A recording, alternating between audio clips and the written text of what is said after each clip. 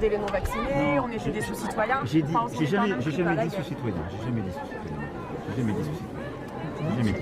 Non, j'ai jamais dit. C'est pas mes formules.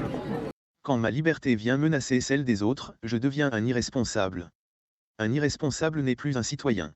Et donc, Emmerder les non-vaccinés, ça vous l'avez dit. oui, mais je l'ai dit de manière entre guillemets affectueuse parce qu'on m'a dit.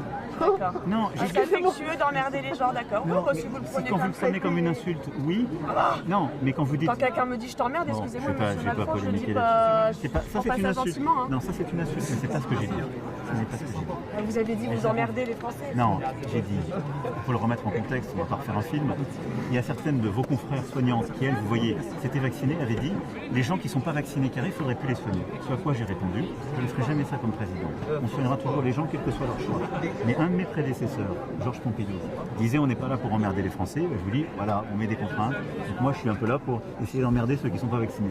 C'était pas une insulte, c'était dans un Donc si contexte. vous repassez, ça va aller jusqu'où d'emmerder les non-vaccinés. Et donc, C'est une toute petite minorité qui est réfractaire. Celle-là, comment on la réduit? On la réduit, pardon de le dire, comme ça, en l'emmerdant encore davantage et eux. Moi, je ne suis pas pour emmerder les Français. Je peste toute la journée contre l'administration quand elle les bloque. Et bien là, les non-vaccinés, j'ai très envie de les emmerder. Et donc on va continuer de le faire, jusqu'au bout.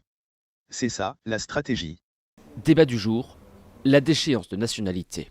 J'ai, à titre personnel, un inconfort philosophique avec la place que ce débat a pris. Je pense qu'on ne traite pas le mal en l'expulsant de la communauté nationale. En effet, Emmanuel Macron n'a pas dit que les non-vaccinés étaient des sous-citoyens. Il a dit qu'ils n'étaient plus des citoyens car irresponsables. C'est intéressant lorsque l'on se souvient de ses propos en 2016 contre la déchéance de nationalité pour les terroristes. Rappelons que cela faisait suite aux attentats du 7 janvier et du 13 novembre 2015. Donc, les personnes non vaccinées sont plus dangereuses que les terroristes aux yeux d'Emmanuel Macron. Ils méritent moins de droits, ils méritent qu'on les emmerde. Mais non, ça, c'était dit de façon affectueuse. C'est les non-citoyens, non vaccinés, qui l'ont mal pris.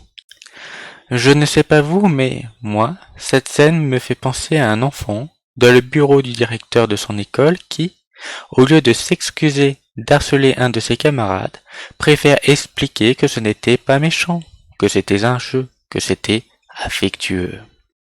Quoi qu'il en soit, je mettrai le 24 avril prochain, de façon affectueuse, le bulletin déchiré d'Emmanuel Macron dans la poubelle de l'isoloir.